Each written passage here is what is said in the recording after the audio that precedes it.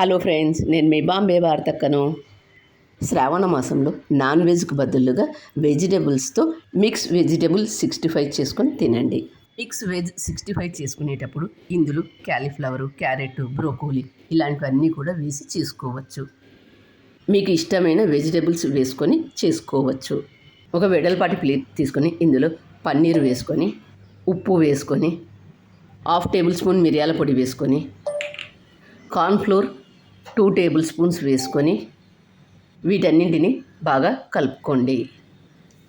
నీళ్లు వేసి మాత్రం కలుపుకోవద్దు, కేవలం టాస్ చేస్తూ కలుపుకోండి. వీటన్నింటిని బాగా కలుపుకొని పక్కన పెట్టండి. ఒక గిన్నె తీసుకొని అందులో 2 టేబుల్ స్పూన్ల కార్న్ఫ్లోర్ పౌడర్ వేసుకొని 2 టేబుల్ స్పూన్ల నీళ్లు పోసుకొని కలిపి పక్కన పెట్టండి.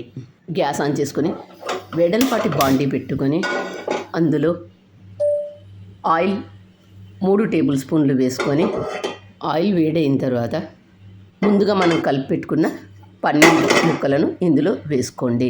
పన్నీర్ ప్లేస్లో క్యాలీఫ్లవర్ కూడా వేసుకోవచ్చు. పన్నీర్ ముక్కలు కానీ క్యాలీఫ్లవర్ ముక్కలు కానీ వేసుకున్న తర్వాత వీటిని ఇలా కాల్చుకోండి. ఇలా కొద్దిగా కాల్చుకున్న తర్వాత ఇప్పుడు ఇందులో కారం వేసుకొని మరొక వైపు తిప్పి కాల్చుకోండి. ఇలా కాల్చుకున్న తర్వాత వీటిని ఒక ప్లేట్లోకి తీసుకోండి. అలాగే మిగిలిన పన్నీర్లను కూడా వేసుకొని కాల్చుకోండి. ఇలా వీటిని షాలో ఫ్రైలో చేసుకొని మాత్రమే కాల్చుకోండి. డీప్ ఫ్రై లేకుండా, మైదా లేకుండా ఇలా మిక్స్ వెజ్ 65 చేసుకొని తినండి. అదే బాండీలో సన్నగా కట్ చేసిన అల్లం ముక్కలు, సన్నగా కట్ చేసుకున్న వెల్లుల్లి ముక్కలు, సన్నగా కట్ చేసుకున్న వెల్లుల్లి ముక్కలు వీటన్నింటిని కొద్దిగా వేయించుకున్న తర్వాత సన్నగా కట్ చేసుకున్న పచ్చిమిర్చి ముక్కలు,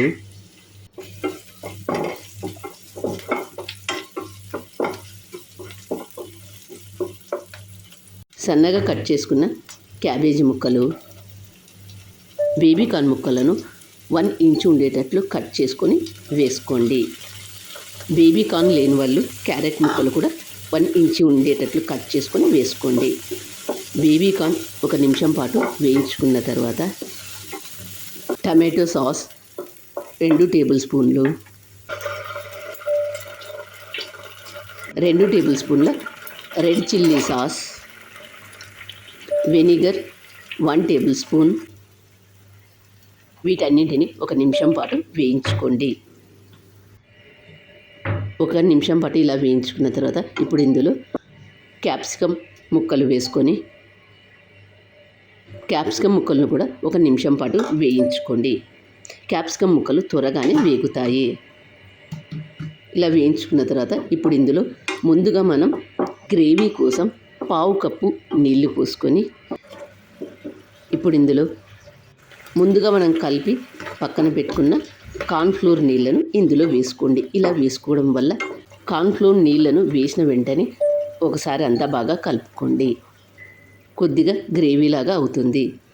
ఇప్పుడు ఇందులో ఇలా 1 నిమిషం పాటు వేయించుకున్న తర్వాత ఇప్పుడు ఇందులో ముందుగా మనం వేయించి పక్కన పెట్టుకున్న పన్నీర్ ముక్కలను ఇందులో వేసుకోండి.